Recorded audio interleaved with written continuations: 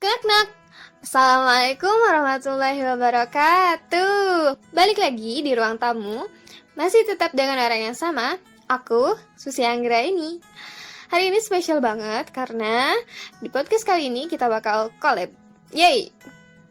Ya kan udah biasa ya collab-collab. Terus apanya yang beda? Yang beda adalah kan biasanya kalau misalnya kita collab itu tempatnya sama, harus bareng. Nah, sekarang kita akan coba collab dari rumah masing-masing. Jadi di podcast kali ini kita bakal ngobrol sama seorang yang inspiratif banget buat aku, namanya Kudriyah. Dulu dia itu teman satu angkatan waktu tahfiz di Al-Multazam. Tapi setelah lulus, kita milih jalan kita masing-masing. Widih, sok-sokan. Iya, Kudri ngelanjutin kuliah di Kuningan, sementara aku di Bogor. Mau ngebahas apa kita hari ini? Rasanya lagi pengen banget ngebahas tentang motivasi diri. Teman-teman sering gak sih ngalamin hal yang sama kayak aku? Kita tuh mudah buat nyemangatin orang, tapi di satu sisi kita juga ada dalam kondisi yang lagi butuh buat disemangatin. Nah, kondisi ini lagi sering banget aku rasain sekarang-sekarang. Penasaran gimana cara ngehadapinnya? Oke, kalau gitu kita mulai podcast kita hari ini. Baca tagline-nya dulu ya. Selamat datang di ruang tamu. Lama tak menyapa, mari bercerita. Halo Angkud, Assalamualaikum. Waalaikumsalam, Tanjus. Gimana kabarnya di rumah?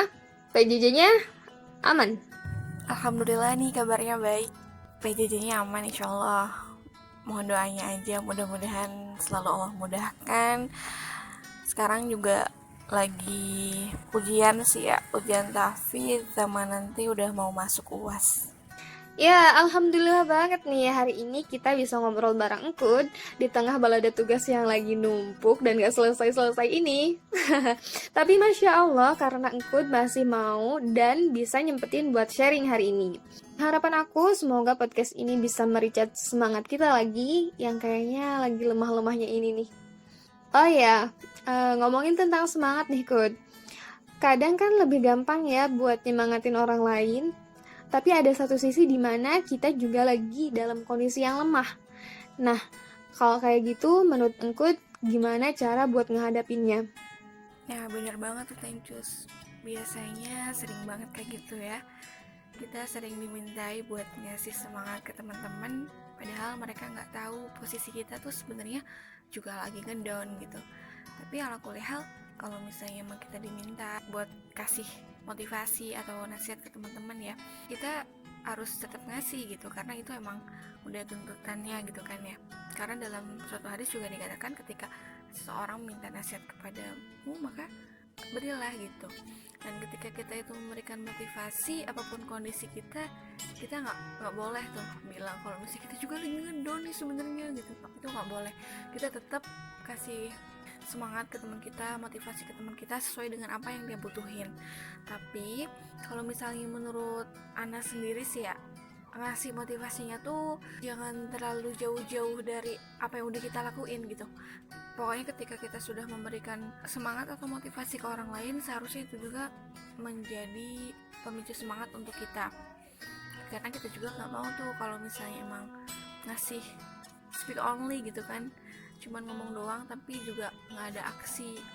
Harusnya itu dijadikan sebagai motivasi untuk diri kita sendiri. Kadang kita juga memberikan motivasi ke orang lain, itu juga sebenarnya yang paling utamanya kita sendiri sebenarnya.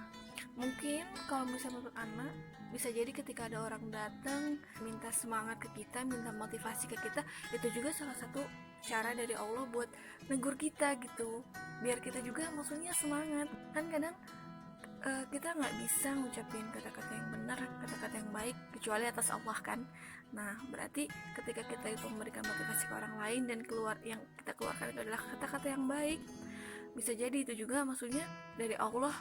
Melalui permintaan teman kita itu Allah ingin kita juga bisa gitu untuk termotivasi oleh perkataan kita sendiri. Sebenarnya seperti itu. I got it. Masya Allah ya. Jadi bisa aja masalah yang lagi dihadapin sama orang lain itu jadi pesan tersirat dari Allah supaya kita tuh gak lemah. Gini, selama aku kenal Engkut, Di mataku, Engkut itu orang yang pejuang banget deh pokoknya. Kayak jarang banget kelihatan futur. Nah, pernah nggak ngalamin futur yang berat banget? Gimana cara Engkut buat bangkit dari rasa futur itu sendiri? Dan apa yang memotivasi Engkut buat terus semangat berjuang? Aneh kelihatan pejuang. Pengen ketawa jadinya. Ya alhamdulillah sih ya. Kalau misalnya futur ya pernah, tapi inama ashkubathi wa huzni ilallah. Orang-orang selalu lihat kayak gitu ya, kelihatannya kayaknya selalu ceria gitu. Nggak tahu deh, dari dulu emang dibilangnya kayak gitu. Tapi sebenarnya hanya seorang hamba yang lemah sebenarnya ya, masih ngebutin Allah ya, iyalah tentu. Karena mungkin anak tuh selalu memberikan afirmasi positif ke diri anak dulu kan, intinya jadi psikolog ya, dan itu anak sering banget baca-baca buku yang berbau psikologi, dan di situ anak ngerasa nemuin harta karun gitu ya, buat emang istilahnya selalu menjadi orang yang energik.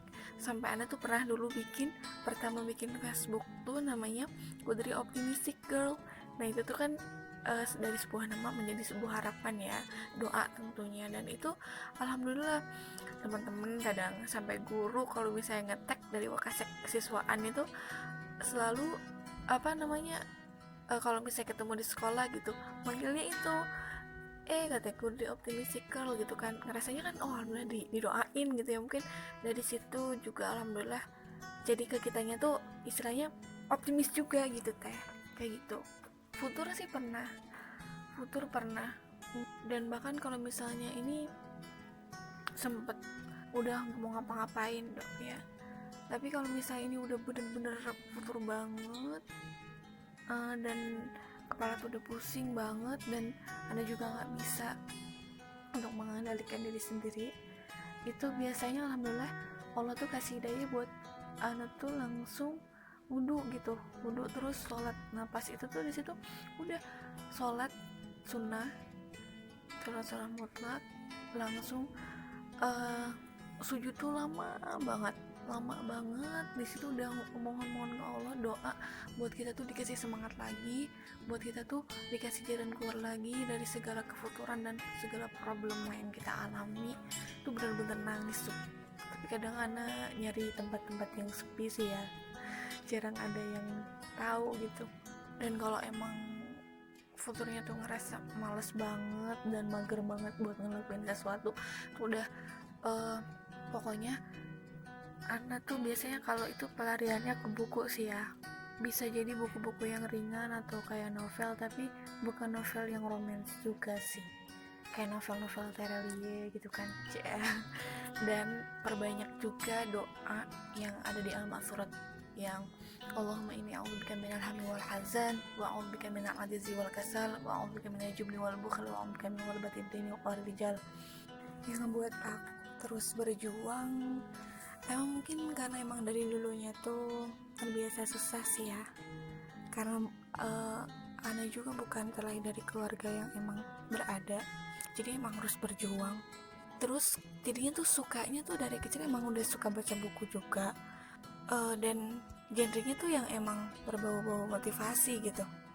Kalaupun emang kayak baca novel-novel juga kayak gitu. Nah biasanya contoh nih, novel Laskar Pelangi kan dulu SMP tuh udah pernah baca ya dari SMP. Di situ tuh kan diri kita tuh ngerasa feelnya dapet banget ya, ngerasa kita tuh yang masuk gitu jadi tokoh yang ada di novel itu gitu. Kayak Lintang itu kan pejuang banget ya, digambarkannya di novel tersebut oleh Bang Andra Hirata itu. Jadi ngerasanya ini banget gue banget gitu loh, karena ngerasa feelnya itu sama gitu. Nah di situ punya tekad buat terus berjuang, selain dari untuk mengangkat derajat keluarga sih ya, mungkin yang membuat kita itu lebih bisa bertahan untuk berjuang kayak gitu. Dan selama ini Ana tuh dari dulu emang sering ngomong sendiri tuh, tapi kayak nyiptain tokoh imajinasi kayak gitu.